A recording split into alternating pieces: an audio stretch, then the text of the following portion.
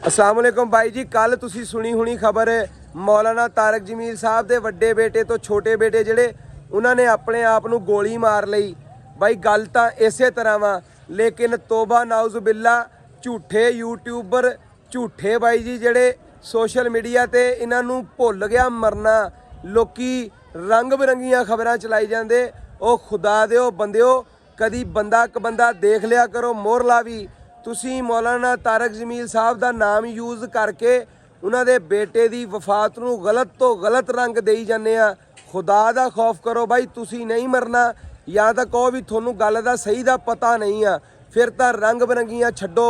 लेकिन जदों उन्हां दे बेटे ने उन्हां दे असल पेज उत्ते सारी गल दसती कि साडा भरा बचपन तो डिप्रैशन का शिकार सी ते पिछले 6 महीनों तो इतनी ज़्यादा शिद्दत इख्तियार की हुई सी बीमारी ने कि बिजली के झटके लगते सी। उस अजीयत की वजह तो कल इतफाकन घर विच कल्ले सीगे ते गार्ड जिहड़ा उन्हां दे बूहे उत्ते लगा, गार्ड उहदे कोलों गन लैके उन्होंने अपने सीने उत्ते रख के पता नहीं तोबा नाउज़ बिल्ला किन्ने किन्ने ओह अपने अंदरों अंदरी अपनी इस हालत तो जिहड़ी झटके लगदे आ, इस तकलीफ तो इस अजीयत तो किन्ने दुखी होणगे। वो सोचद्या होया उन्होंने अपने सीने ते रख के गोली चला के अपने आप नूं खत्म कर लिया।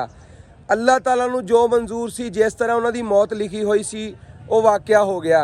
लेकिन खुदा दिओ बंदिओ, पाकिस्तान दे विच जिन्ने भी यूट्यूबर आ, मैं इन्हां दे मोहरे हत्थ जोड़दा आ कि क्या तुसी मरना नहीं आ।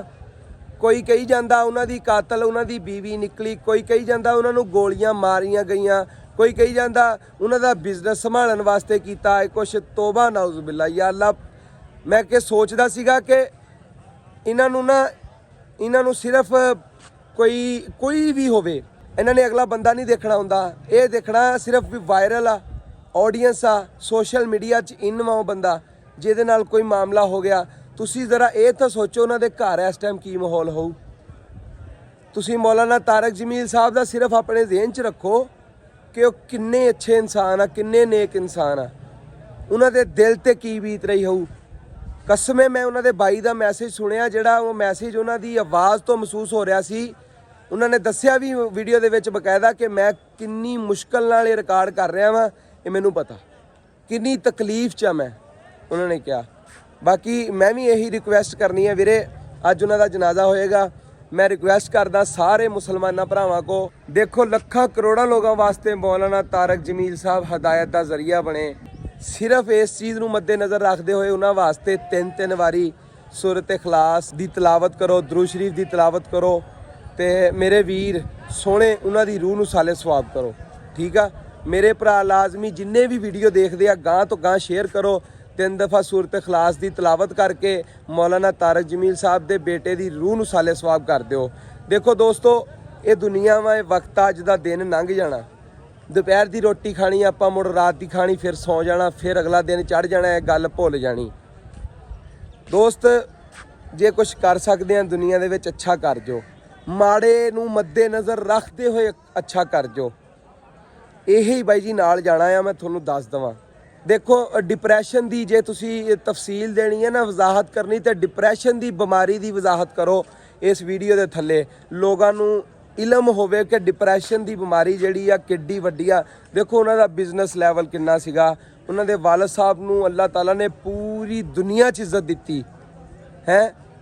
एक बाप नूं अल्लाह पाक पूरी दुनिया ते इज्जत दिंदा, उहदा बेटा खुदकुशी करेगा यार है।